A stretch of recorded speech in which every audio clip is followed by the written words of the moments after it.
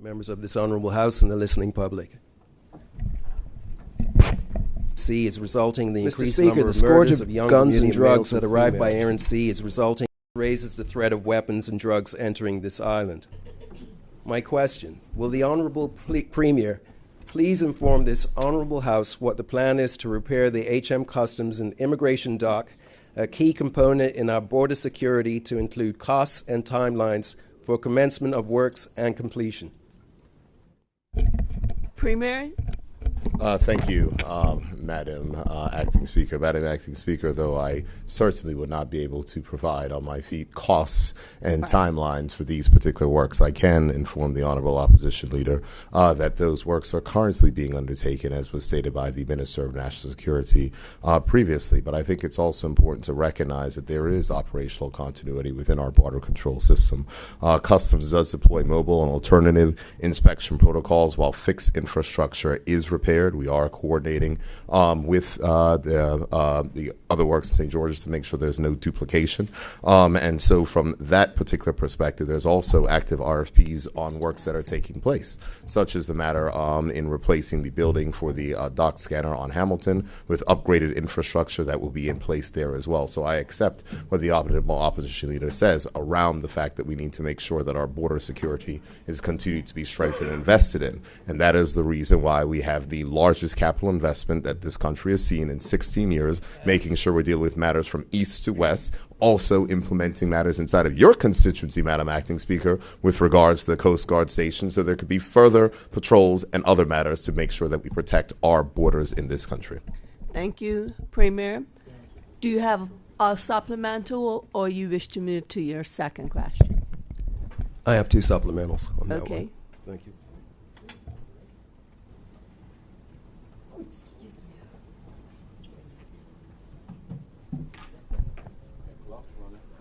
Simple question.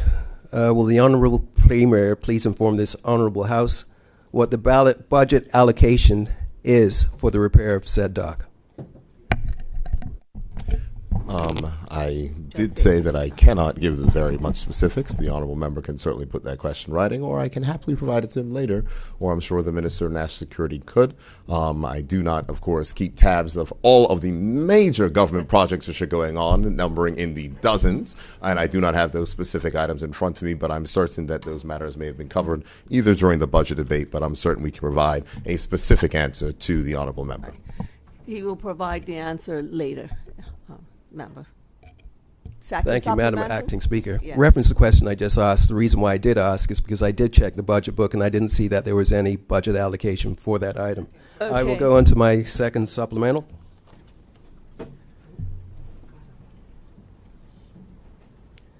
Understanding that public docks were repaired and or being repaired instead of HM Customs and Immigration, why were public docks given priority for repair instead of HM Customs and Immigration dock? Okay, Premier. Thank you very much, Madam Acting Speaker. What I would let the honorable opposition leader know is that this government embarks on projects throughout the country, and it is not correct to say that one was prioritized over the other. The matters related to the mid-year review are prior to the timeline of which the honorable member had mentioned in regards to October 2024 regarding this particular matter regarding the dock. The mid-year review was in September of 2024. The processes that went into the mid-year review started in July of 2024, and it is right that the honorable former member,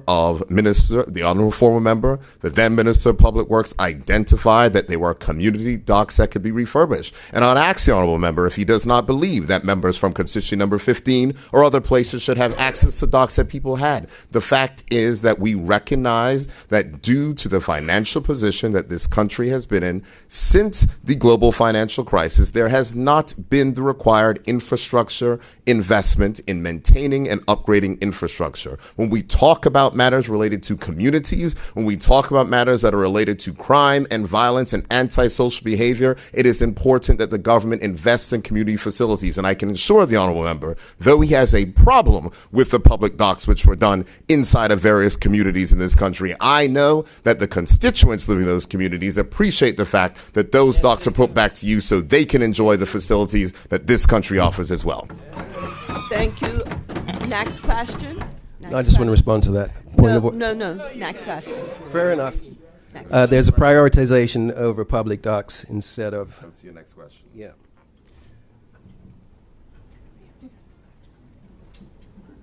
Will the Honorable Premier please advise whether or not the number of persons who are currently facing homelessness or deemed homeless is higher than the 1,100 persons identified as being homeless or facing homeless by the charity Home in March of this year? Thank you. Premier? I would not be able to provide a specific answer. The thing on this place is that we must provide specific answers. I think the honorable member is asking for speculation. What I can say is that the honorable ministers that are responsible not only for housing, but also for youth, social development, and seniors continue to work on those particular issues.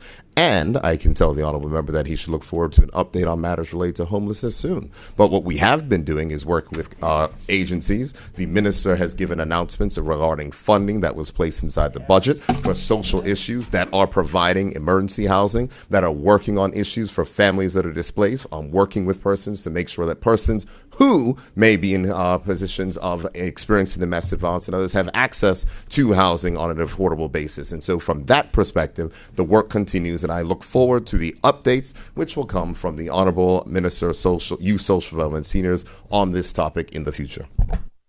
Thank you. Supplemental? Acting Speaker, sorry. Question, will the Honorable Premier please advise whether or not the number is deemed to be lower or higher than is reported by Home? I refer the honorable member to the answer I gave moments ago. The second supplemental?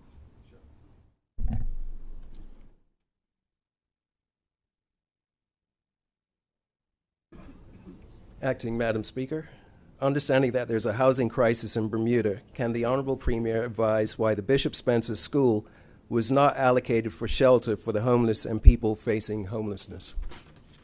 Premier? Madam Acting Speaker, there are a number of various projects that are going on throughout the country in regards to housing and emergency housing. What is important to note is that with the partnership with Home, there are other places which are being developed. That particular site has gone out to RFP on a number of occasions. It has been reported in a matter of public record in this House, the decision supporting that. And I would ask the Honorable Opposition Leader, though he is only 2 days into his seat, to review the Hansard and review the public documents, because the answers to those questions have already been provided in this Honorable House by the former Minister of Public Works. Thank you. That's your second supplemental. Can you move on to your third question, please? Acting Madam Speaker, understanding that many units at Bermuda Beach Resort have not been rented, will the Honorable Premier please inform this Honorable House on whether a portion of the units will be allocated for affordable housing as a means to address the housing crisis? Okay.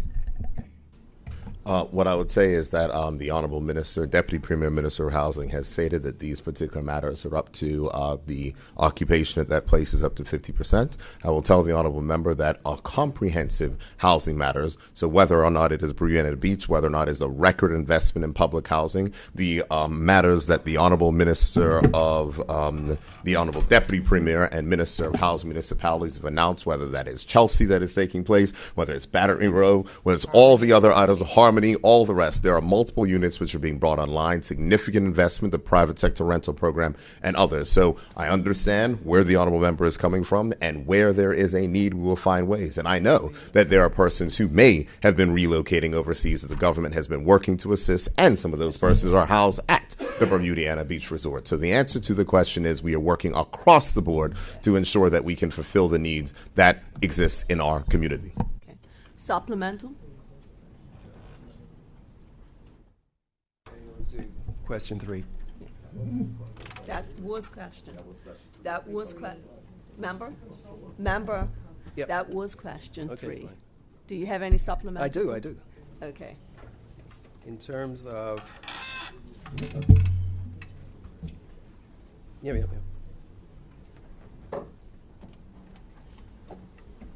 Regarding hospital beds and overcrowding seniors.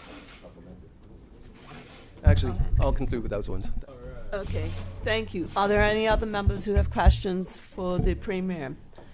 I recognize Member Fahey. You have one question, 2 supplementals. Thank you, Madam Acting Speaker. Would the Honourable Premier please advise this Honourable House as to the date that the Morgan's Point Development Company Board approved the Memorandum of Understanding with Medical Concepts Consulting Management in regards to the proposed medical tourism facility at Morgan's Point? The agreement is between the government of Bermuda and the company, not between Morgan's Point and the company. Thank you. Okay, thank you. Supplemental? Thank you. Would the Honourable Premier commit to tabling the MOU to this Honourable House? Premier? Subject, I think it's interesting the source of where that is coming from, as we remember the time in government of where they hid behind. In the press statement of which I made, I did state that we would provide those relevant details to this Honorable House, and I will seek legal advice in those particular matters, but I'm happy to share as much information as possible because it is not something that needs to be hidden. Okay, thank you.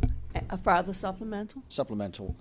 In relation to that specific MOU, can the Honourable Premier please advise as to how many acres will be utilized for the proposed medical tourism facility at Morgan's Point? Madam Acting Speaker, I can assure you that those matters that are under deliberation and consideration, and those are not specific matters which are mentioned inside of the MOU. Thank you. Any other members? I recognize the member D'Acuto. Yes, thank you, Madam Acting Speaker. Member from 25. I know there's 36. I can't remember them all myself. Yes. Will the Honorable Premier, well, actually, let me just, to help give the context. In December 2024, this government advised the public that it would remove the requirement for a mandatory medical exam upon all driver's license renewals. I personally know as of August of this year that requirement was still in effect, and I don't see it on the order paper, so I imagine it's likely to still be in effect for the rest of the year. So the question is, could the Honorable Premier please inform this Honorable House why the government has failed to make this simple change which was promised to the Bermudian public? Thank you, Madam Acting Speaker. Premier. I thank the Honourable Member for reciting our commitments, and I recognize that there are 11 pieces of legislation for consideration of this Honourable House that are coming down today. What I can advise the Honourable Member is those matters continue to progress with the Ministry of Tourism, Transport, Culture and Sport, and honourable persons or the people of this country should look forward to those particular items being brought before the end of the year. Do you have a supplemental? Yes, Madam Acting Speaker. Many Bermudians would feel that the government is, in fact, not coming through with its promises fast enough. The Premier alluded to various pieces of legislation working their way through the system. Does the government have any plans to further reinforce the teams that are working on drafting and creating this legislation so that the people of Bermuda can receive the promised benefits? Thank you.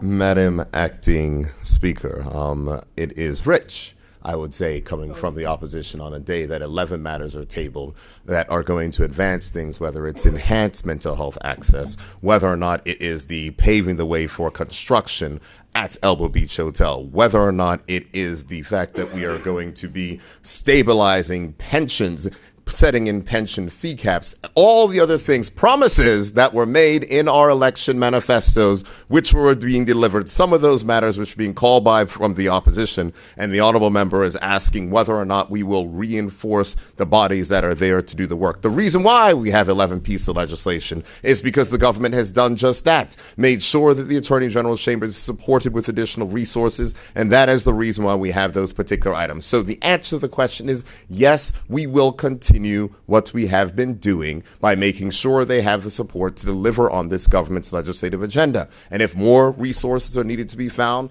they will be reallocated, because this government has a history of staying within our means when it comes to spending, and that is the reason why we have been able to deliver not only a balanced budget, but a budget surplus for the first in 23 years. Thank you. A further supplemental, your last one. Yes, thank you, Madam Acting Speaker. I think I translate that response as there will be no changes made to the resourcing. My second supplemental is, will the Premier commit to when the public should expect to get rid of this extra expense that they must incur when renewing their driver's license by having to get a medical? Thank you, Madam Acting Speaker. I answered that in my first question. Clearly he's not listening. Thank you. I recognize Member Simmons from constituency 34, is it? Or 33. Yes, it's two Simmonses almost It's back a lot to of back. Simmonses in there. Good morning, Madam Deputy Speaker. Yes. Just have a question in relation to the government back in July gave a press conference on the start of the Mangrove Bay project. Could the Honorable Premier inform the people of Sands, who would be very interested and excited about this project, when they expect that to come online? Premier? Thank you, Madam Acting Speaker. I thank the honourable member for his question, because earlier this year the Minister of Health and the Minister of Public Works and Environment did host a press conference to announce the start of construction of the restoration works of the Mangrove Bay Clinic. And as the honourable member represents persons in the West End, he would know that this is particularly important to the members of the public who live in the West. This project marks an important milestone in delivering this government's promise to restore health care services in the West End. It is unfortunate that this particular clinic was closed, but it is going to undergo a full renovation, transforming it into modern community healthcare facilities. The renovations are being done by a private contractor, which announced Sunrise Construction, and it is expected that they will be completed in time for an opening next summer. Thank you, Premier. Supplemental? Thank you, Madam Deputy, and thank you, Honorable Premier, for that answer. With the facility that's going to be reopened in the timeline you outlined, what will be the specific services available to the people of the Sands community at that facility? Thank you, Madam Acting Speaker. And I thank the honourable member for that follow-up question, because it is important. Because what the Ministry of Health has been doing is making sure we transform the delivery of health care in this country. It is a difficult process, undoubtedly, and there are challenges when dealing with matters related to long-term care, etc. But when the facility is completed, it will offer a range of services, improving access to community health care. The programs that will be expanded primary care services under the Bermuda Health Council's Enhanced Care Pilot Program, alongside with community nursing and mental health services, in addition to coordination with aging and disability services to provide support to vulnerable populations. The reality is that this is a meaningful investment in community-based care, which will make access to essential services easier and more equitable for residents in the West End. The model is one of integrated care, ensuring that residents can access multiple services in one location, and is part of our broader commitment to reform healthcare delivery and make it more community-focused, accessible, and patient-centered. Thank you, Premier. You have another supplemental? Yes, Yes, Madam your Deputy. final. Yes. Great news, I think, for many of the people I represent and the people across Sands. Could the Honourable Premier expand upon, he mentioned that there will be investment in healthcare. Could he outline some of the other government investment in healthcare and how they plan to expand healthcare access for Bermudians? Thank you, Madam Acting Speaker, because it is important to remember what this government has done in this particular budget year and how we're going to continue to invest in healthcare. There's $22 million of additional funding for the Bermuda Hospitals Board, which represents a 10% increase year over year. There are the matters, $3.3 million in renovations mentioned for Mangrove Bay Clinic, the St. George's Clinic, the Hamilton Health Center, as well as architectural planning for the expansion of Sylvia Richardson Care Facility and also Leafroy House. And in this parliamentary session, as promised in the budget statement, we will expand prescription drug coverage from 3,000 to 5,000 under future care, and from 1,000 to 3,000 for those on HIP, eliminate the 12-month waiting period for home health care benefits, giving families faster access to essential support annual wellness exams for all HIP and future care clients, as we do not want copays to interfere with preventative care. These investments, which are funded in this budget, which is, a reminder, Madam Acting Speaker, the second budget surplus in 2 years, are about fairness, affordability, and building a healthier Bermuda, starting with those who require it most. Thank you, Premier. I recognize the member Robinson from constituency 30. Yes, 30. Hi, good morning. Thank you, Deputy Madam Speaker. Just for clarity for the public and listening audience, can the Honorable Premier and Minister of Finance please provide the names of the airlines that are currently receiving minimum revenue guarantees from the government? What I would say is that's commercially sensitive information, and I would not be able to provide it. However, if the honourable member wants to have a conversation, discussion with his counterpart and pose that particular question, I'm sure this will be answered. This is a well-established protocol of which we've been in this House many times, which has been stated regarding these things and regarding the commercial sensitivities and related to these particular matters. Those are our particular items. So I'm happy for him to have that conversation, discussion with his direct counterpart. It has passed the lunch hour, but I am inclined to go for the next 9 minutes. So we're going to continue, and then we'll break for lunch. Yeah. Thank you, Deputy Speaker. Supplemental. Yes, for supplemental. Can the Honorable Premier then provide the cost to the taxpayer for these minimum revenue guarantees without giving off specifics of who they are given to? I'm certain that information may be able to be provided to the honorable member, as I said before, but I am not certain about the existence of any minimum revenue guarantees in the first place. So I cannot confirm the cost if I'm not confirmed the existence of such. But what I would say, if the honorable member wants to have a direct conversation with his counterpart, as someone who is the Shadow Minister of Tourism, and I'm assuming Shadow Minister of Transport as well, he should know, well, recognize, understand the sensitivities around that, and he should talk to some of his colleagues on that side who served as Minister of Transport, recognizing how the public disclosure of these things can impact competition inside of the particular market. So I would encourage him to take that, but I cannot confirm that the matters of which he's speaking to are actually there. Okay. Thank you, Premier. Your final supplemental? Yes, Deputy, Madam Speaker. Could the Honorable Premier and Minister of Finance then confirm for the listening audience whose remit do these minimum revenue guarantees fall under, the Ministry of Finance or the Ministry of Tourism, Transport, Culture, and Sport? They fall on the remit of the government of Bermuda, led by the Ministry of Tourism, Transport, Culture, and Sport. Thank you, Premier. Are there any other present? Oh, I recognize the member from constituency 23. You have the floor. 24. 20. What did I say? Also, you said 23. 26. Oh, 26. Thank you very much for recognizing me, Madam Acting Speaker. In July, the Honorable Premier attended a ribbon-cutting ceremony at Harmony Hall in Paget. Could the Premier kindly provide more details on these housing units, including the cost of rent per month? Thank you. Preparation and lovely. Oh, look, they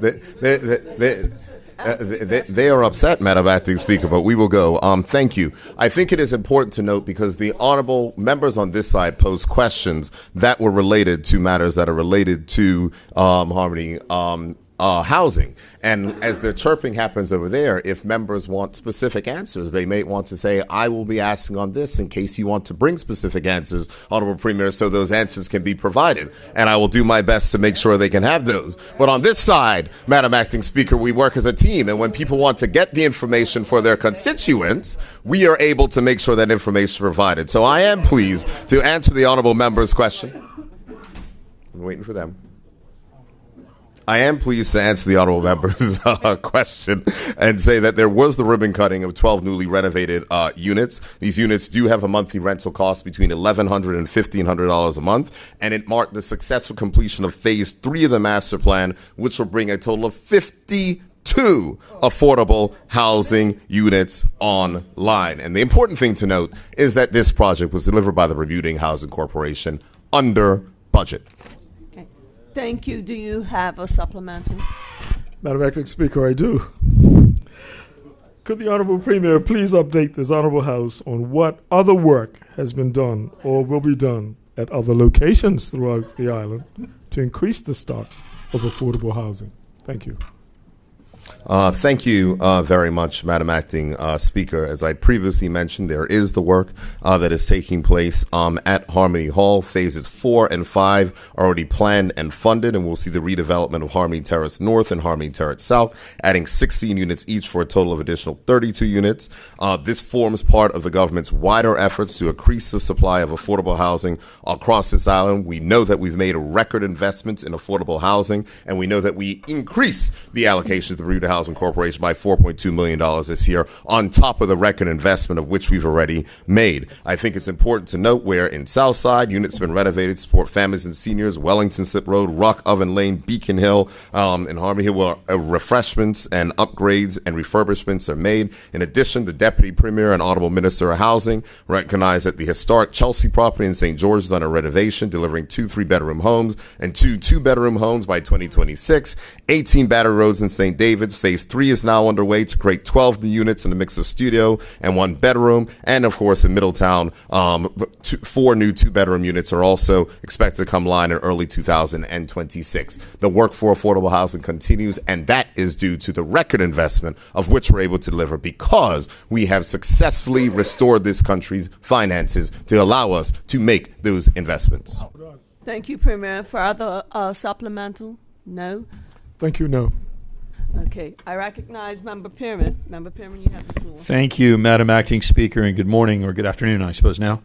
The Honorable Premier should be aware of the significant and valid public concerns with how few inquests have occurred over the prior decade. This seems like a very easy fix with minor changes that can be made to the legislation that is almost 100 years old and was last amended over 25 years ago. Will the Honorable Premier invite the Honorable Attorney General to work with the opposition to put in place an amendment so we can fix this and fix the legislation for the grieving families of Bermudians whose loved ones have died in suspicious and unknown circumstances? Thank you. Premier? Madam Acting Speaker, what I would say is an important part of parliamentary democracy is the ability to bring matters to this honorable house, discuss those issues, and come hopefully to solutions. I have taken note that the honorable member has raised this particular matter in the public sphere, and I think that it is certainly a valid matter. I'm not going to state at this point in time in Premier's questions time that I'm going to direct the Honorable Attorney General on this particular matter, as the Honorable Attorney General and I have not spoken on this particular matter because we were preparing a very busy legislative agenda getting ready for Parliament. But what I would say is that I would welcome if the honorable member wishes to write to me officially on these particular matters. I can happily discuss with the Attorney General, and I am more than willing to have the Attorney General reach out to the honorable member to discuss it, whether it's to the Law Reform Commission, whether it's here in Parliament. I think there was a recommendation around bipartisanship, so whether or not it's done through a committee, whether it's done through something else, I'm happy to do so. When there are matters that do touch on families, I think that is something that's important, and so I will commend the honorable member for raising this particular issue, and will happily work towards. But I'm not going to get here in Premier's question time and say I'm going to give a direction to the Attorney General when I have not actually spoken to her specifically on this matter. Okay. Thank you, Premier. Supplemental. Yes, thank you. And I thank the Honorable Premier for his answer. I understood from that A, I am to write to the Honorable Premier formally, which I will do. What I didn't understand in my supplementary question is the Honorable Premier undertaking to this Honorable House that he will discuss this matter with the Attorney General? Absolutely. Whether or not he writes to me or not, I will do so. But I think in the way that it is, if you would write to me formally, I can make sure that a formal response comes to the member, the deputy leader of the opposition. I can make sure a response gets to him formally on this particular matter. So it could be a matter of record. But I think it is an important issue, and I look forward to possibly advancing it.